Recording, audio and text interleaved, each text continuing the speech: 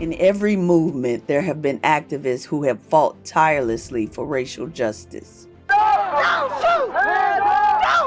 In this series, we dive into the lives of activists who stood on the front lines of two pivotal eras of the Black liberation movement, the Civil Rights Movement.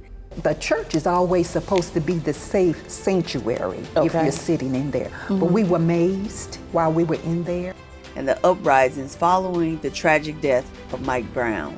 We've seen officers respond in such a heavy way, that dogs out, tanks, tear gas, M16s, like this was Iraq. For these activists, what was there to gain?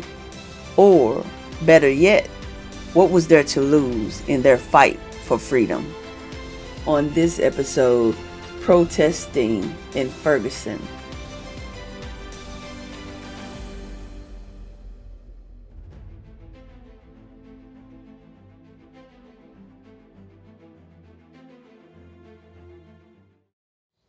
Welcome to I Bear Witness, Freedom Fighters on the Front Line. I'm your host, Tiffany Lee. And today we have with us Farrakhan Shegog. Farrakhan Shegog has served as president and CEO of Young Voices with Action since 2012, an organization which builds community power and leadership capacity among young people in St. Louis. He spearheads the annual Black Wall Street 314 Festival that has raised over $5 million for the Wellston Loop community. Through education, engagement, and empowerment, Farrakhan's work encourages young people in the community to continue to reinvest in the community by building a space where young leaders can thrive. Farrakhan's transformative work serves as a source of empowerment for young people to get involved in shaping the future of St. Louis and truly changing the status quo. Thank you for coming today. Beautiful. Thank you for having me. All right. So since this is Freedom Fighters on the Front Line, can we start with what is your definition of a freedom fighter? A freedom fighter to me means someone that is ultimately someone that will herald and defend freedom at all costs. Okay. And what is freedom then? To me, I believe freedom is it's an idea. Okay. It's an idea that an individual or a person have the ability to do what they believe is best for them without any obstruction or hindrance. It also, to me, means the ability to have complete autonomy over your affairs, over your actions, over your own thoughts, and over your own lively desires. Okay, that's a very powerful answer, right? So you were a freedom fighter in the Ferguson Uprisings that sparked not only a local movement, but a worldwide movement in some ways.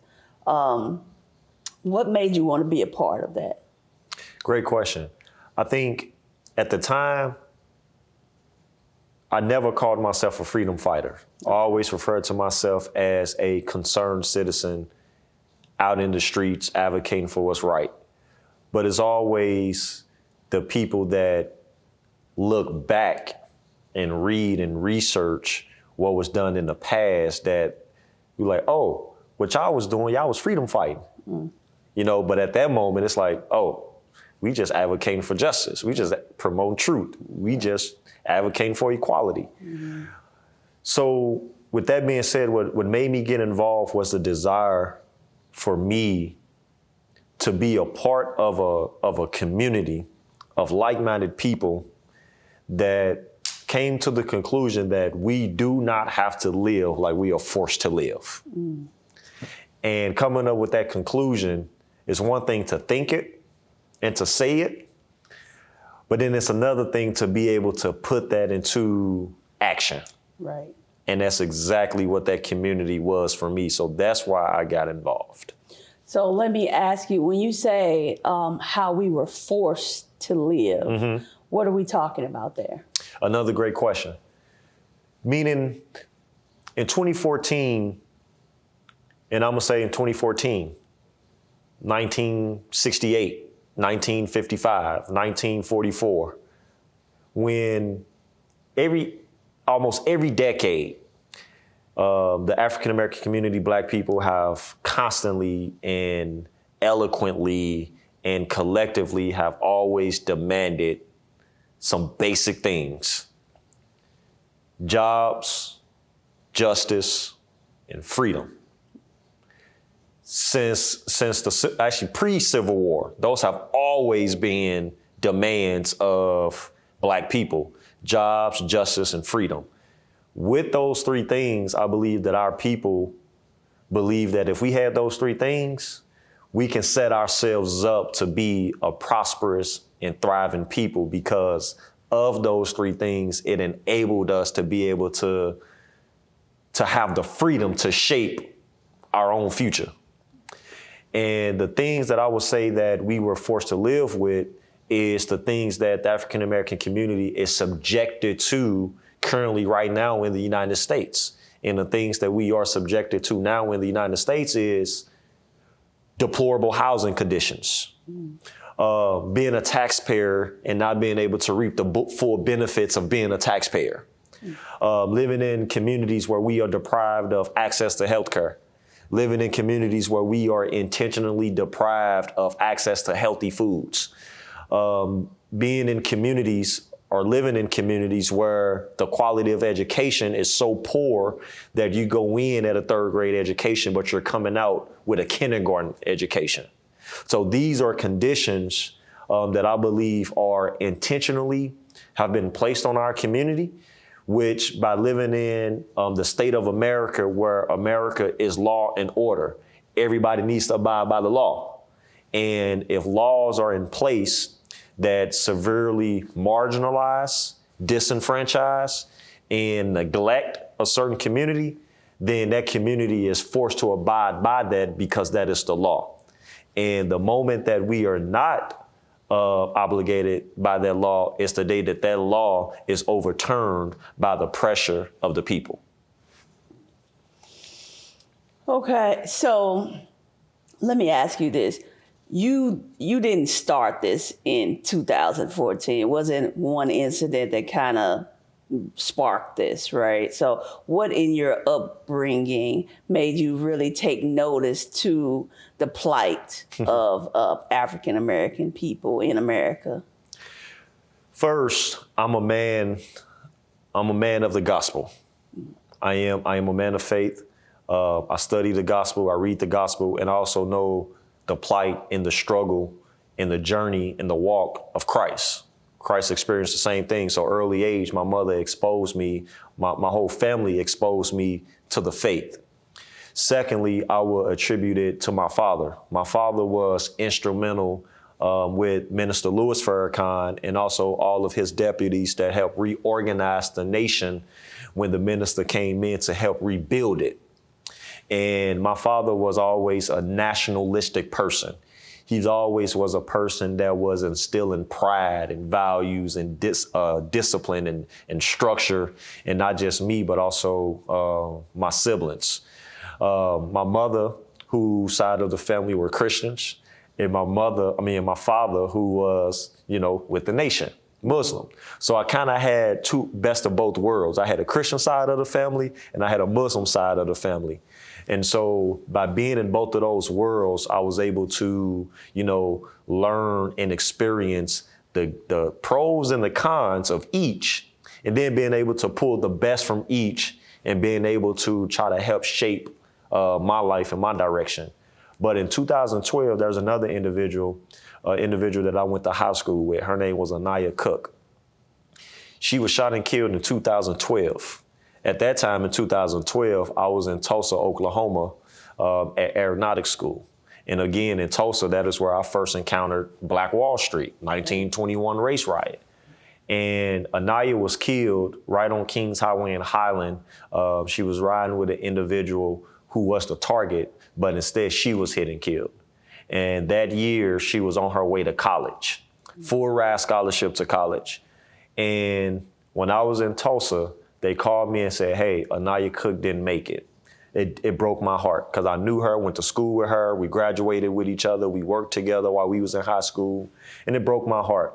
And while in school, I told her parents, Rochelle and Orlando Cook, that because Anaya didn't go to college, I'm going to try my very best to make sure that my college education, when I graduate and get this degree, is going to be for her.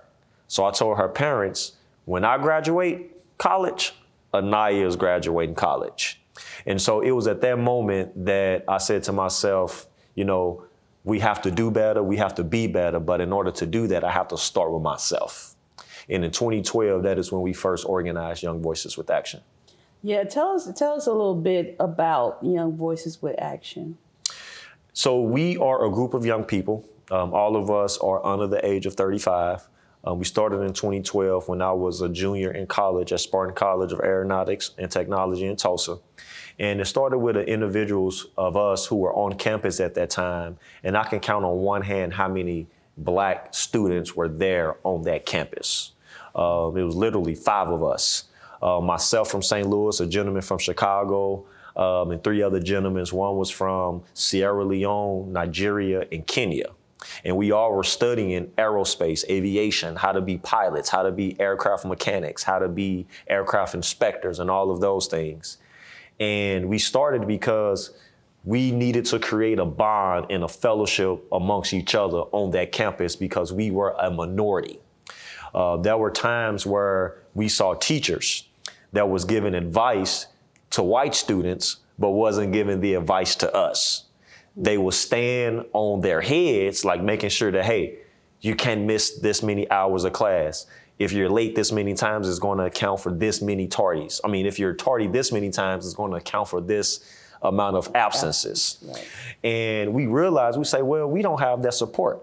And so we decided to come amongst ourselves to make sure that, hey, we're coming to school on time, we're coming prepared, we're coming with pens and paper, we're coming doing our studying and research, and we're coming really, really equipped to make sure that we're able to pass our tests, do our coursework, and things of that nature. So we helped make sure we had food, make sure we had places to stay. If a person didn't have a ride to school, we made sure that we provided each other with rides and transportation to get back to school. So we basically helped each other to eliminate the excuse of why we cannot be excellence on this campus surrounded by people that don't look like us. Okay. And so we started on campus as kind of like a on-campus support group. Mm-hmm. And then we actually, when we learned about that we was living in Tulsa, one of the worst riots in American history. Right. And we sitting here on campus and we like, wow, this should have been the first thing that we should have been told or taught. Right. And then I began to wonder, why wasn't I taught this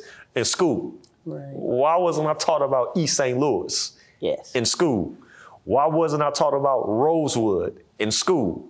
Why wasn't I taught about all of these things? And so when we all graduated and we started accepting different jobs from Nigerian Airways, the Egyptian Air Force, and all of those things, those of us that stayed behind began to branch off, and that did graduate, branched off into the community. So now the same support that we gave each other, we decided to take that same level of care and support to the local neighborhoods in Tulsa. Yeah, so interestingly enough, so this series is called I Bear Witness, Freedom Fighters on the Front Line.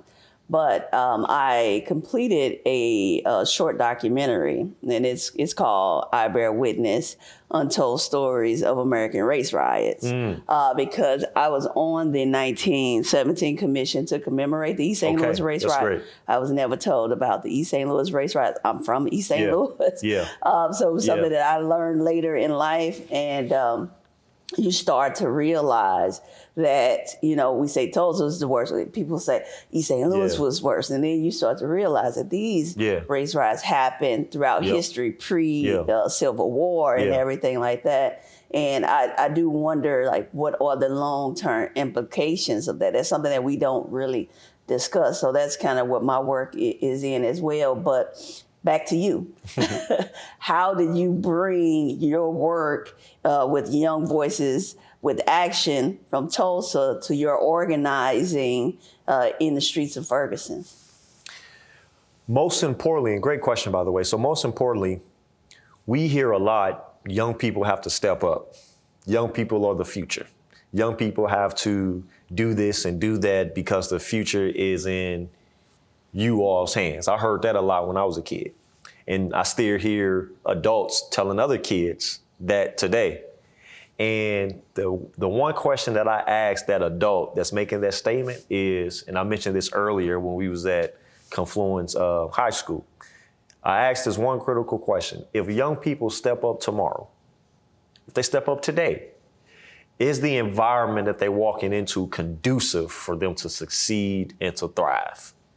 The truth to that question is that it is not, because we are still inheriting generational problems that our parents, grandparents, and great-grandparents had to deal with. Mm-hmm. So now the problems of this generation have to be put on hold because we still have to do the unfinished business of the last generations, mm-hmm. right? And so Young Voices with Action became to get involved in a way that we see adults having conversations about those same young people that they saying are the leaders of tomorrow, right? But young people aren't even part of the conversation. Mm-hmm. So it's like, young people, we're going to make this policy and make this rule for young people. And then you ask them, what young person have you spoken to that helped lead you to this policy or to this decision? They will say none. This is what I think. This is what I know. Mm-hmm. And so Young Voices with Action have been committed to ensuring that young people are capable and have the means to be a voice for themselves, but also behind that voice to have the ability to have action followed behind those voices. And so it's one thing to say that young people needs to be part of the conversation, but then it's another thing to say young people are a part of the conversation, but they're also part of the solution as well. Mm-hmm. And so we're no longer, Young Voices with Action is basically saying that no longer can it be an excuse that young people are not here or part of this conversation because they're not competent enough, mm-hmm. or they're not committed enough, right. or they're not concerned enough. So Young Voices with Action have completely eliminated that excuse. We have young people now engaged in the political process. We have young people now understanding the importance of community development. We have young people now that's understanding the role of faith, the role of their religion, the role of a higher power than them. We have young people now understanding the importance of financial literacy. We have young people now understanding the importance of building and safeguarding family values and principles. So now we can go back to these older people now and say, now what is the excuse? There shouldn't be an excuse, because now we did everything that you said of why they wasn't there to begin with. Mm-hmm. So now young people are now positioning themselves not to just be an afterthought, right, when it involves them. Mm-hmm. Young people are there at the beginning, they're there in the middle, and they're there at the end when the solution is being produced.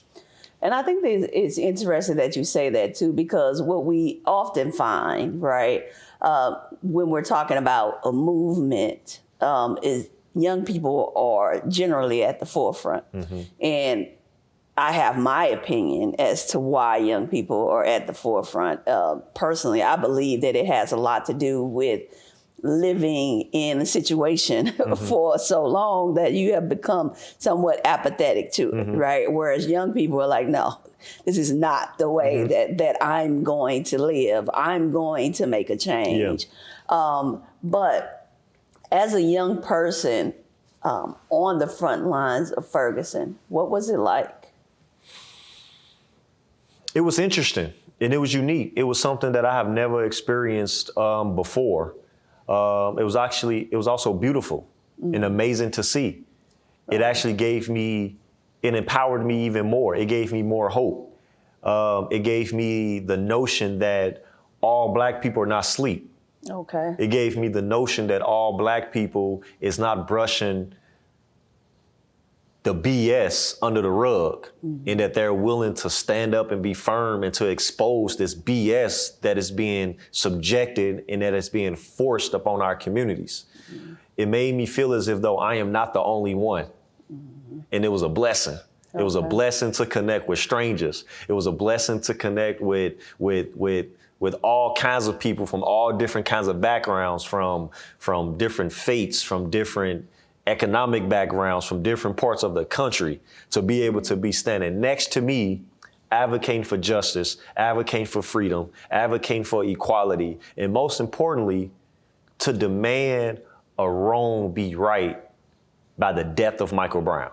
Yeah. So can you talk a little bit about that? Like, so we're talking about Ferguson, but how do you think that Ferguson fully shined the light on police brutality? Absolutely. Ooh, that's a good question. So number one, the reason that led us out to the streets was police brutality. And what's interesting enough is that Michael Brown was the boiling point for the community. Right. Because for years, we have constantly expressed and said that we are being harassed and mistreated by a militarized police state. We are being, there's plentiful people in our community that have free cases. There's individuals that are being harassed by police to this day. There is an intentional effort to divide and to incarcerate particularly Black men. Before you move forward, define this free cases for us. What is free cases? So free casing is a term in the community in which you are being falsely accused and you are being thrown in prison for something that you did not do. And it is being done by rogue police officers out in the community. It is being done by incompetent individuals in the criminal justice system. And I would also say that it's from a criminal justice system itself that does not serve the best interest of Black people. Here's an example.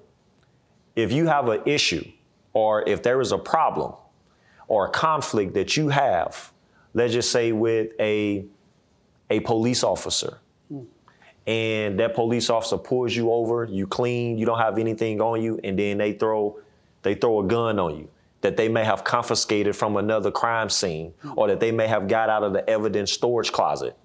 And that police officer know that you're a felon.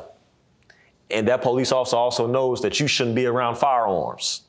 So you causing trouble in the neighborhood with me, I'm gonna put this gun on you, and now you got a case. Oh, you just became violation of your parole. Back to prison.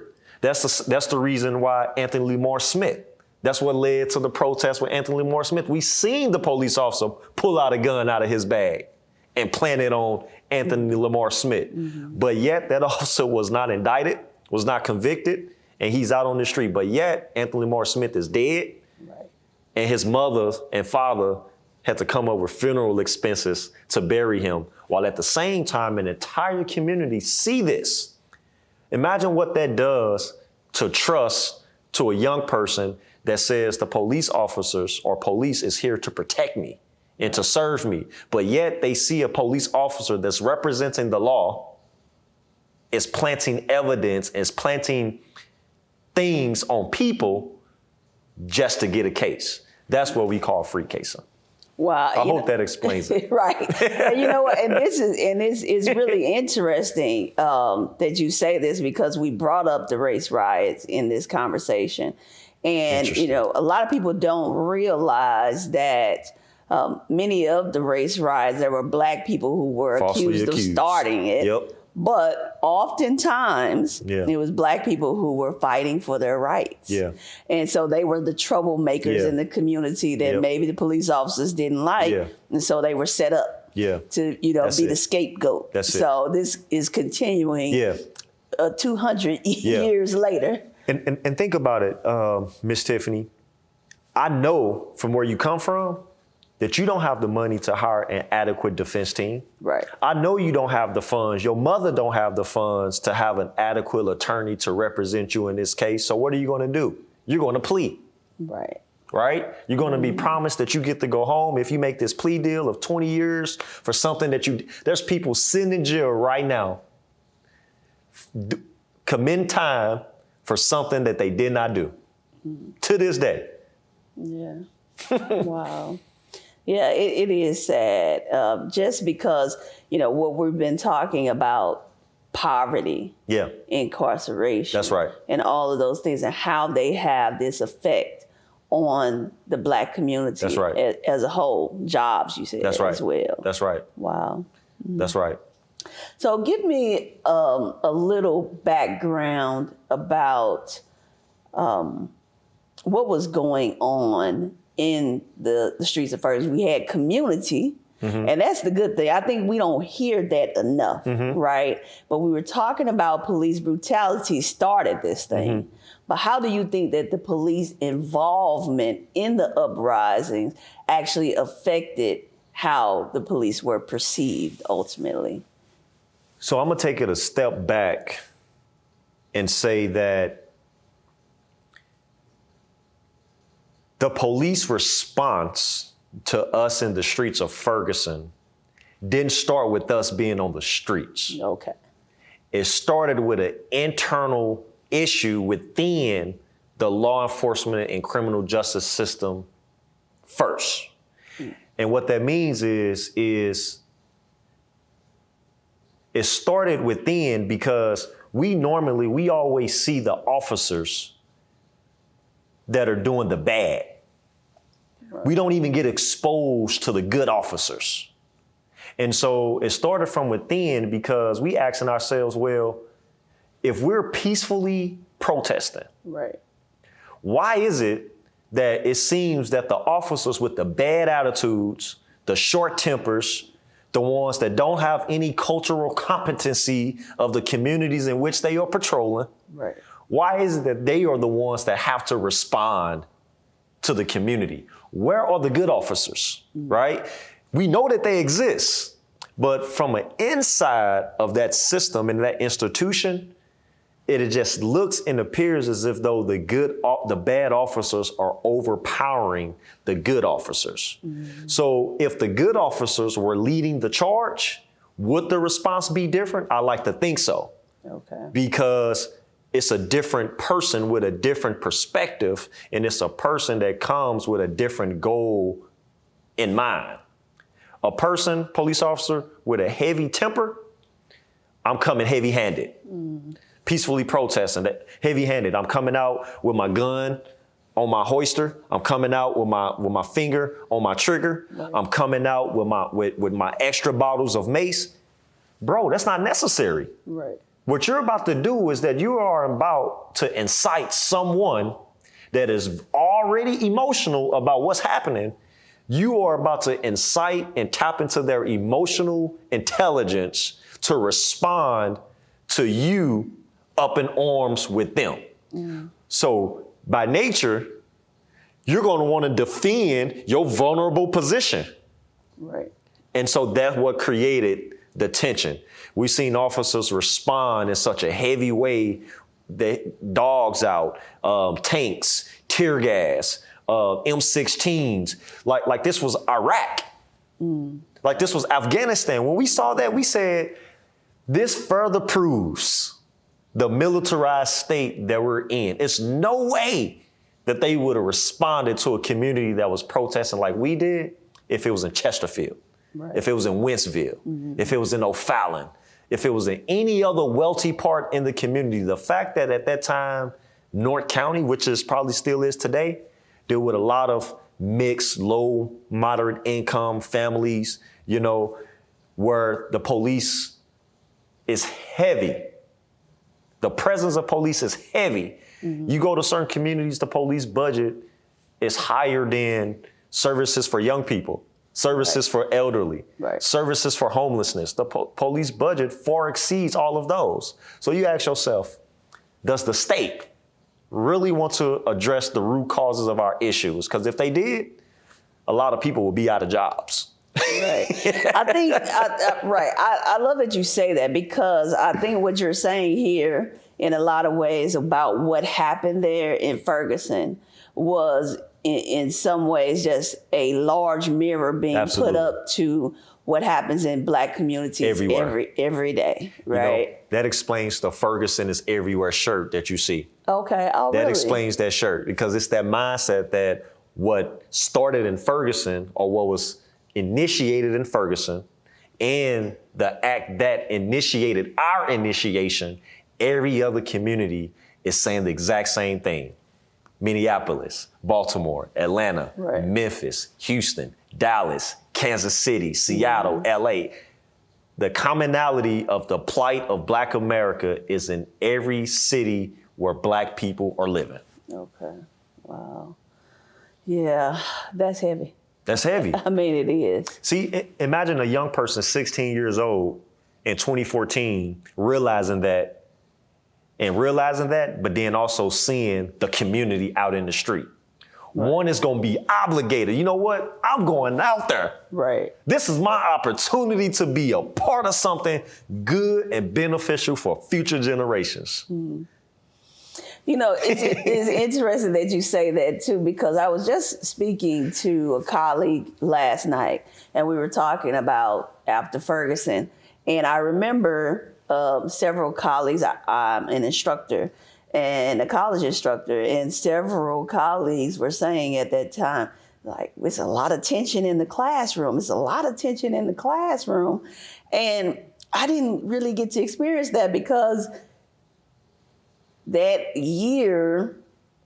following year was the first time that I was teaching at a HBCU. Okay. So I had a lot of young Black people in the classroom. There wasn't a lot of tension in the classroom as far as, you know, people talking about what was going on with the race relations or whatever. It was a natural conversation. Yeah. So I'm glad that I actually didn't have to necessarily confront all of that, you know, because you had in schools were not necessarily happy about how people were responding in the classroom. Like, you know, they just pull it back, you know. But I didn't have that issue, luckily, because I was at an HBCU. The culture in which a person is born and bred in dictates their actions. If you was born and raised a certain way, or if you were around a certain culture, you would think you have different perspectives and different ways to respond. Because of that experience, you have a more sympathetic tone to the plight of Black people, because you're in your space. This is your element, right? This is your safe space.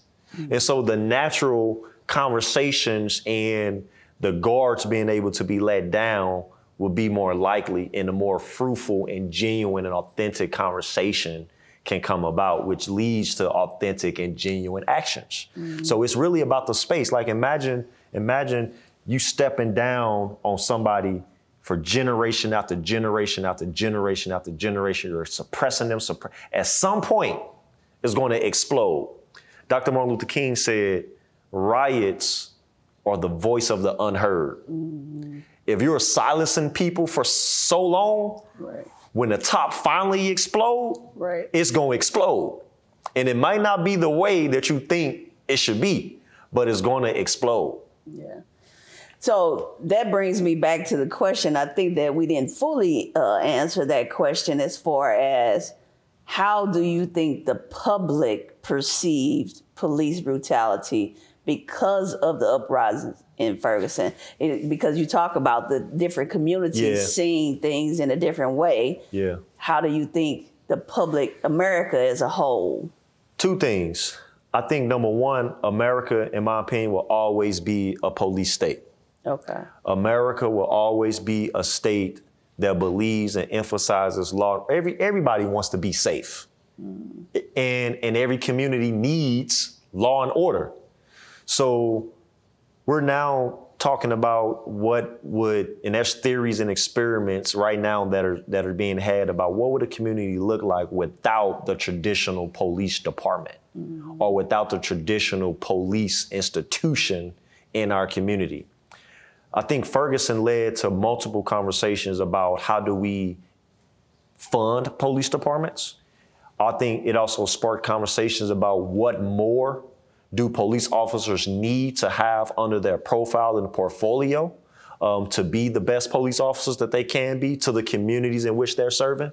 I also think it opened up the door to a lot of questions about where the officers coming from. Mm-hmm. Are they from my community or are they from another community? Right. It also, I believe, it opened up conversations about really how to effectively police. Mm-hmm. And how do you effectively police people that are homeless? How do you effectively police people living in extreme poverty? How do you effectively police people that have mental health issues? Right. How do you effectively police individuals that, again, that have been policed unfairly and unjustly for so long? So I think the Ferguson movement sparked those conversations with everyday taxpayers and citizens, businesses, politicians, and police department themselves. Mm-hmm. And they asked themselves, well, if we want to be a department or police department of the community, from the community, and by the community, then we need to be reflective of the community, and we need to be responsive to the community in the way that the community needs it. Okay, I think that you're right that those questions did come up. Mm-hmm. As someone who was out there and really putting yourself out on the line, fighting for these things, and we say that these questions came up. Mm-hmm. We're over 10 years out now. What do you think about what has actually been done? I think there's a more in some places, not all places, mm-hmm. because like I was telling earlier with the group of high school students, like just because you think something is right does not mean that people is going to do it. I think at that time, I think it led or it helped police departments to really, I think, just really examine themselves mm-hmm. and ask the really tough questions amongst themselves that, you know, we got to be careful on who we hiring. We have to look at where they was at before applying to this police department, like Darren Wilson. Perfect example. Yes. Multiple issues at other departments that if it had been looked into more, who's to say that Ferguson Police Department would have saw those red flags and say, we can have this officer on our department because of what he have on his record. I think that some of the actions also that led from some of the Ferguson movement actions was we see more police departments doing more background checks. We see more police departments inviting community members to sit in on the interviews. We have police departments setting up civilian oversight boards. We have police departments who are trying to the best of their ability be a reflection of the community. And I got to shout out Chief Doyle in Ferguson, formerly worked at St. Louis County. And I met him when we was on the streets of Ferguson. He was a county officer, lieutenant colonel at the time. Oh, really? And now he's the police chief in Ferguson. Mm-hmm. And I think that there's people, brothers and sisters, that are going into these roles with a clear mandate that we have to do our jobs, but we also have to serve the best interests of the community. Right. And I think that when you have... Protect and serve, right? Protect and serve. That's what you're supposed to be That's what they're supposed to be doing. Right. But I also believe that when you have individuals that are going in there intentionally, not with this, I'm the police, you got to do as we say.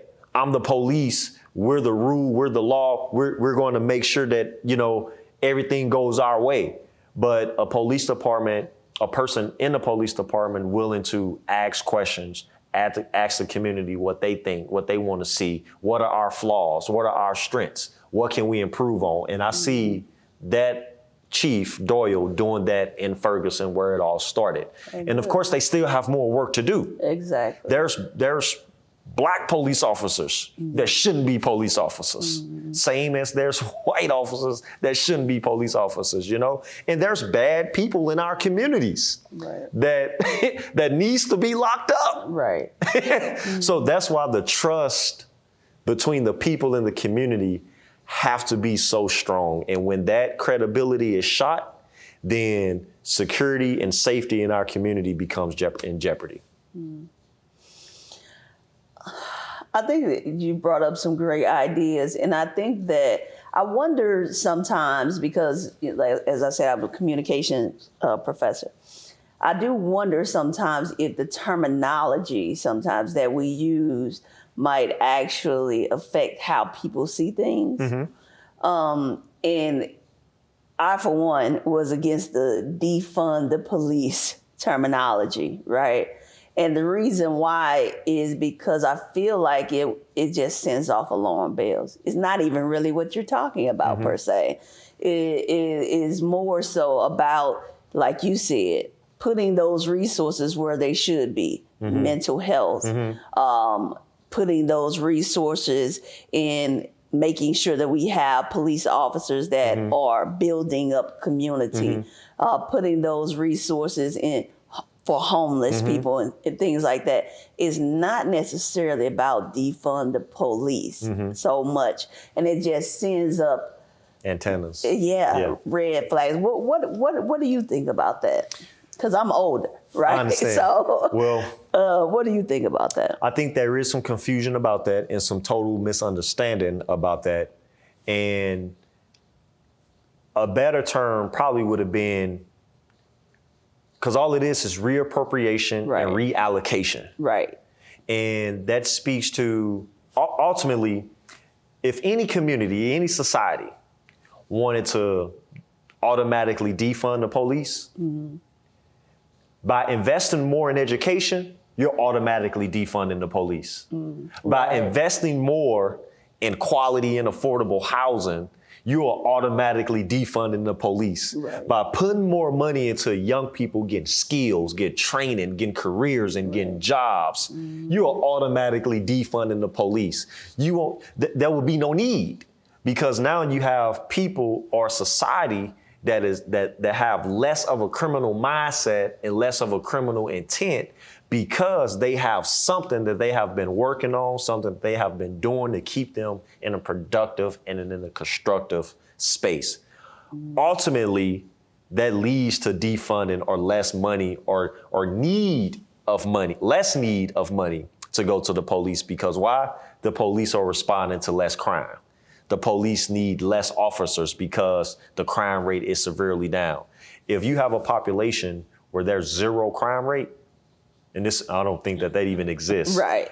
You ask yourself, well, why do we have a police department? Or how do we reimagine what a police officer should be doing in a place where there is low or zero crime? Yeah, I love that.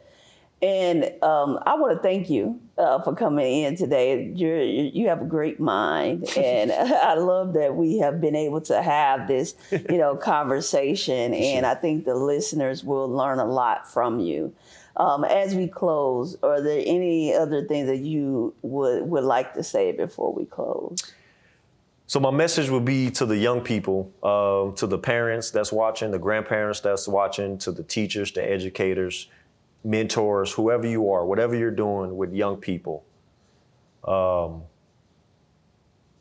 show them some love, but also hold young people accountable. I believe that every young person have the ability, the competency, the commitment, and the level of concern to walk into this new era of what we call, the freedom movement, liberation movement, social justice movement, Black Lives Matter, whatever you want to call, whatever movement for freedom and equality, stay at it. Stay consistent, be strong at it, and do it with love. My mentor once told me, he said, if you're going to be in the fight to service Black people, you better love them. We come in different attitudes, different shades, different behaviors, different backgrounds. Yes. And you can't let that discourage you. And always understand that the work that we are doing to make our communities better, and to be completely honest, Miss Tiffany, it's not for man. It's not for us to do this just to make ourselves feel good or to make another person want to give us a pat on the back, get an award, or get recognition. It's really about always being able to do what's right. And because it's right, I started with my family introduced me to the gospel, right? They introduced me early age to my faith. We do what we do because God says it's right and this is what we should do. And we're doing it for him. And if you always stay fixed and stay focused that you're doing it for him, you won't get frustrated and get burned out by the people around you that's trying to discourage you and put roadblocks and put barriers and challenges in front of you. Because God says what is for you is for you. Right. And I will protect and guide my people to the promised land. Moses didn't inherit the promised land because he had some issues, in my opinion. Okay. Aaron and them led the people into the promised land. You see how the next generation, right? Moses got us free, right? But now the next generation is going to lead us into the space where we can thrive in that freedom. You know, that was a great closing, and I don't want to kind of mess that up, but I'm just thinking, how many generations is it going to take for us? That's the only thing. So, but I thank you for coming today, and thank you for sharing all your great knowledge with us. Yes, ma'am. Thank you for having me.